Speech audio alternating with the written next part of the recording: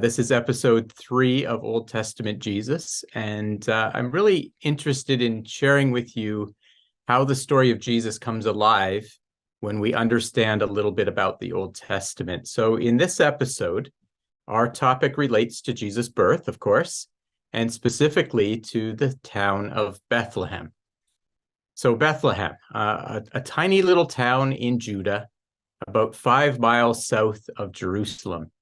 And this town is going to play a really big role in the New Testament story. You see, Bethlehem was the center of the events at the time of Jesus' birth, the place where the shepherds gathered to see a newborn baby lying in the manger, where the wise men from the east were led by the star, and where, sadly, many children under the age of 2 were slain by the jealousy of King Herod. And you've heard the name so many times that you probably just take it for granted. But why Bethlehem? Why did God choose this place for the birth of his only son? And why did God choose to reveal this to one of the prophets of Israel 700 years before it happened? Now we're going to start in the Gospel of John, chapter 7. And that might seem like a very unlikely spot to start. But in John chapter 7, thousands of Jews are gathered in the city of Jerusalem. They're there to keep the Feast of Tabernacles. And the crowds, like crowds do, were debating. Everyone had their own opinion. And reading this chapter always makes me laugh a little bit. The crowds in Jerusalem, they're just so confused. There's one statement that says this, another that says that, and the next statement is completely contradictory to the first. And in fact, it gets quite amusing if you read through John chapter 7, especially when we as the readers know the truth about Jesus. Now, just a little bit about the setting. Jesus has been preaching for about 3 years, and in less than a year, he's going to be betrayed and crucified. And the people have seen all his miracles, but the excitement is beginning to wear off. There's a lot of doubts about who Jesus is. His teaching is controversial. He demands a lot from those that want to be his disciples. And the religious leaders have turned into his enemies. They're seeking to kill him. And not only that, they're persecuting anyone who would believe. And so the confusion of the crowd all centers around Jesus, whether Jesus is the Messiah or not. There's those that believe he is, and there's those who believe he is not. And how can they tell? How would they know if Jesus was the Messiah? Well, the test that seems most obvious from the conversation in John chapter 7 is where Jesus comes from. They're all arguing about Jesus' origin. And you start to notice that each of the individuals there has an opinion, and there was lots of people there. So there's this man in verse 27, if you want to look it up at some point, and I'm paraphrasing. He says, well, you know what? We shouldn't know where the Messiah comes from. And his argument is, well, we know exactly where Jesus came from, and the Bible doesn't tell us where the Messiah will come from. Now, he's wrong, of course, but that was the argument. They knew he was from Galilee, the town of Nazareth, and probably those that knew him as a child and a young man probably had trouble believing that the son of a carpenter in Nazareth was the Messiah, the Son of God. Well, then there's a group in verse 41 that say, and I paraphrase, the Messiah doesn't come from Galilee. And their argument is, it really doesn't matter where he's from, but it can't be Galilee. You know, Galilee was a despised place. Think of that city or town in your area that everyone looks down on. Well, that was Galilee. One of the disciples, when he was first introduced to Jesus, said, "Can there any good thing come out of Nazareth?" Now, it wasn't just that it was a despised town. The religious leaders had a more doctrinal reason why he couldn't come from Galilee. And their argument was that the scriptures never anywhere predicted a prophet from Galilee. And they actually are quite proud of their knowledge of the scriptures. And they talk about the people as being cursed because they don't know the law like they did. Now, here's the most incredible part, is that group that earlier said he doesn't come from Galilee, well, they made another statement. They said, the Messiah comes from Bethlehem. The Bible says so. And they're absolutely right. But the ironic thing is that somehow they don't know that that is exactly where Jesus was born. So they don't know that he's from Galilee, from the city. They only know, that he's from Galilee, from the city of Nazareth. So here's the point. The people are making one of the most important decisions of their life. Are they going to accept Jesus as Messiah or no? And they're rejecting him for two reasons. One, because they don't know and understand the Old Testament. And two, if they do, they don't have the facts. So there's essentially this life or death decision. Are you going to listen to Jesus and his message, or are you going to put him to death on the cross? That's what's taking place in John chapter 7. Now, just stop for a minute and imagine that the Messiah, or Jesus Christ, was going to return to the earth in our day. Imagine that the Messiah came today and you didn't recognize him. Now, that's not as far-fetched as it seems. The Bible actually says that the same thing is going to happen again, just like it did 2,000 years ago. I'll come back to that at the end. But if we go back to our story about Bethlehem, the closest that any of the crowd on that day in Jerusalem came to the truth was the group that said the Messiah would come from Bethlehem. They were the ones that knew the Old Testament, that knew the prophecy. They just somehow didn't ask the right question to find out that Jesus was born under unusual circumstances in that town. But do you know that the predictions about Jesus' origin were so precise that if you knew your Old Testament well, there should have been no doubt about the fact that Jesus was the Messiah, the Son of God. And I want to take you through really quickly 3 passages that come from the Gospel of Matthew. In Matthew, in one chapter, Matthew alerts us of 3 prophecies about where Jesus would come from. And I want to take you to the very first. Now, remember that there were wise men that came from the east. These are the ones that knew about Daniel's prophecy. Remember episode 2 and the prophecy of the 70 weeks of Daniel?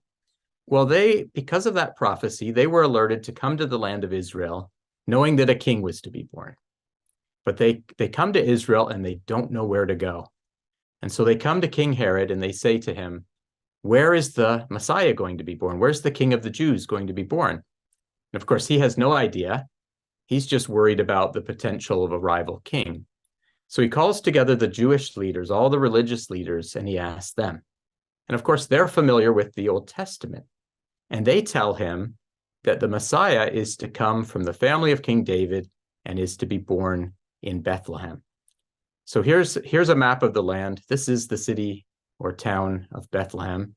And in Matthew chapter 6, we're told, thus it is written by the prophet, and that would be the prophet Micah, thou Bethlehem in the land of Judah art not the least among the princes of Judah, for out of thee shall come a governor that shall rule my people Israel. So the religious leaders knew from this verse that the Messiah would be born in Bethlehem. And they're actually referencing Micah chapter 5, verse 2. You can turn to Micah and you can look up that prophecy. But Matthew goes on to tell us 2 more things, 2 more prophecies about Jesus' origin. So you keep reading through Matthew chapter 2, and you learn that Jesus and his parents fled to Egypt, just for a short period of time. Now remember what Herod did. Herod was concerned that there was a rival king that was going to be born in Bethlehem. And he asked the wise men to come back and tell him when they find him, because he wanted to kill him. But the wise men, of course, go home a different route. And Herod was furious. But before Herod was able to kill all the children in Bethlehem, an angel warned Joseph and Mary to flee to Egypt and to take Jesus with them. And that fulfilled a second prophecy. And Matthew alerts us to this. He alerts us to this in verses 5 and 6. And he references that Jesus was going to come out of Egypt. God was going to call his son out of Egypt. It's actually a quote from Hosea chapter 11 and verse 1. Now, in order for God to call Jesus, his son, out of Egypt, well, the circumstances had to send him there. And of course, the angel appeared and told them to go there so that they could have their lives saved. So if you're following the prophecies and you know the history from the Old Testament, and you know the details of Jesus' early days, you're starting to be convinced that this boy is the Messiah. But wait, there's one more. So after the death of Herod, the angel appears to Joseph and Mary and tells them it's okay. You can go back to the land. It's safe to go back to the land of Israel. But instead of returning to Bethlehem, where Jesus was born, they go to Nazareth in Galilee and take up residence there. And it's at this point that Matthew highlights that this was actually in fulfillment of a third prophecy that was given in the Old Testament. So he quotes and he says, "They came and dwelt in a city called Nazareth, that it might be fulfilled, which was spoken by the prophets, he shall be called a Nazarene." A Nazarene, or a resident of Nazareth. Now, this one's a little bit harder to find in the Old Testament. You have to look at the original Hebrew, but you'll find a reference to this if you look at the Hebrew in Isaiah chapter 11 and verse 1. All right, now imagine that you're living 2,000 years ago. Imagine that you have this understanding of the Old Testament. You know that the Messiah is going to be born in Bethlehem. You know that somehow he's going to go to Egypt and come back out of Egypt, and that when he does, he's going to end up in the city of Nazareth. He's going to be from the tribe of Judah, and he's going to be a descendant of King David. So now you find yourself 2,000 years ago in Jerusalem at the Feast of Tabernacles. You've paid attention. You've asked some questions about Jesus. And there's this very confusing discussion all around you of whether Jesus is the Christ. And when the comment comes, we won't know where the Messiah comes from, you say to yourself, but hey, wait a second, we do. There's lots of detail that's given in the prophets. And when someone else says he can't come from Galilee, you think, well, wait a second, the scriptures say he's going to be a Nazarene.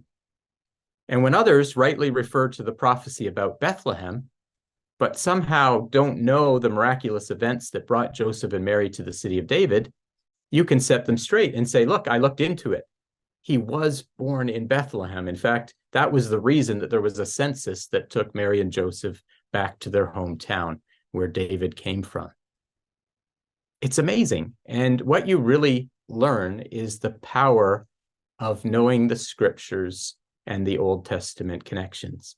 And really, if you lived at that time, it could be a matter of making the right decision about Jesus or making the wrong decision and, like the leaders, putting the Messiah to death. Now, the thing is that the Bible tells us this scenario is going to play out again. When Jesus returns to the earth sometime soon, he's going to become king. He's going to build a temple, and he's going to defeat the powers of the world. And he's going to ask the people of the world to become his subjects. All of this is prophesied in the Bible. So what are we going to do when that happens? Are we going to recognize Jesus and accept him? Or are we going to misidentify him and reject him as the religious people did 2,000 years ago? Because the Bible tells us there will be some who, when Jesus comes, will reject him. They won't recognize him. They won't understand that he's the Messiah. They're going to do the exact same thing that some of the Jewish religious leaders did 2,000 years ago. And they're going to do that because they don't know the scriptures. And so there's a real importance of knowing what the Bible says and what it doesn't say. But I just want to finish off with the story of Jesus' earliest days. It's a remarkable portion of Jesus' life. Jesus is just a child, and yet even in the first 2 years of his life, its details are completely woven into the Old Testament. It's a marvelous journey that we get to follow. And the question becomes then, well, why Bethlehem? That's the question we started with at the beginning of our session. Why this tiny little town in the middle of Judea? Well, of course, it was to fulfill the prophecy of Micah chapter 5, verse 2. But there's a little bit more. It wasn't just to fulfill that prophecy. It was what the prophecy said. You see, the city of Bethlehem was one of the least consequential in the nation. Jesus wasn't destined to come from Jerusalem, the capital.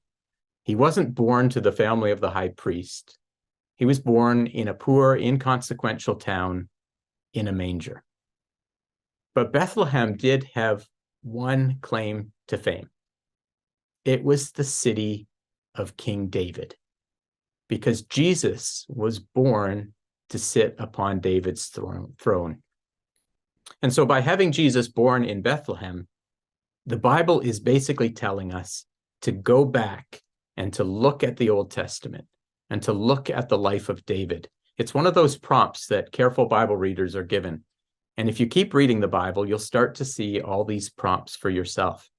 God is telling us to go back and to look at the first king who was born in Bethlehem, David, the shepherd king of Israel, the man after God's own heart.